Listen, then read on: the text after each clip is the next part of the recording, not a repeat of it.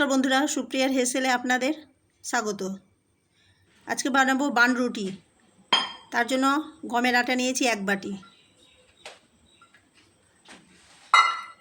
লবণ দিব 1/4 চামচ, চিনি দেব 4 চামচ। বান রুটিটা একটু মিষ্টি মিষ্টি হয়, সেই জন্য চিনির পরিমাণটা 4 চামচ দিয়েছি। আপনারা কম বেশি করতে পারেন। তার সঙ্গে টক দই নিয়েছি, সেটিও দিব 4 চামচ। বেকিং পাউডার দিয়েছি 1/2 চামচ। সেই সময় ক্যামেরাটা বন্ধ হয়ে গেছিলো, সেই জন্য দুঃখিত।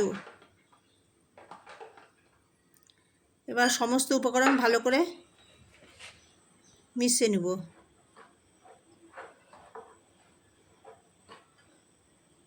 চামচের সাহায্যে মিশিয়েছি, চামচে ভালো মাখা যাবে না, তাই হাত দিয়ে মাখবো। আটার ডোটাকে মাখার সময় প্রয়োজনে দুধ লাগলে দুধ দিব। বন্ধুরা, ভিডিওটি ভালো লাগলে লাইক, শেয়ার, সাবস্ক্রাইব অবশ্যই করবেন। আপনাদের লাইক, শেয়ার আমাকে নতুন নতুন রেসিপি আনার অনুপ্রেরণা জাগাবে। আর যারা সাবস্ক্রাইব করেছেন তাদের অশেষ ধন্যবাদ। অল্প অল্প দুধ নিয়ে আটার ডোটাকে ভালো করে মেখে নেব।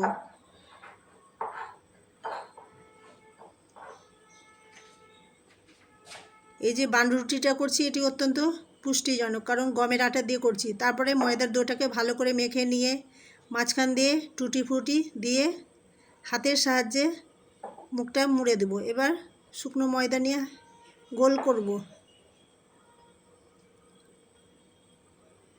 গোল করে বান রুটির শেপে গড়ে নেব।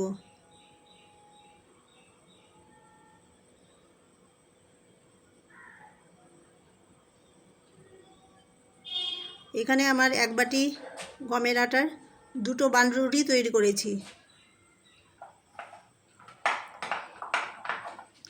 2টো রুটি তৈরি হয়ে গেছে। এবার একটি কেক টিন পাত্রে তেল গ্রিস করে তাতে চাপিয়ে দিলাম। কড়াইটা প্রিহিট করেছি 10 মিনিট। এবার বান রুটিটা একটি তাওয়ার সাহায্যে ঢাকা দিয়ে দেব। এই বান রুটিটা বেক হতে সময় নিয়েছে 45 মিনিট। একবার দেখেছি ঠিকঠাক কুক হচ্ছে কিনা। উপর থেকে ডিমের হলুদ অংশটা লাগিয়ে দিতে হবে, তাতে বান রুটিটা সুন্দর কালার চলে আসবে।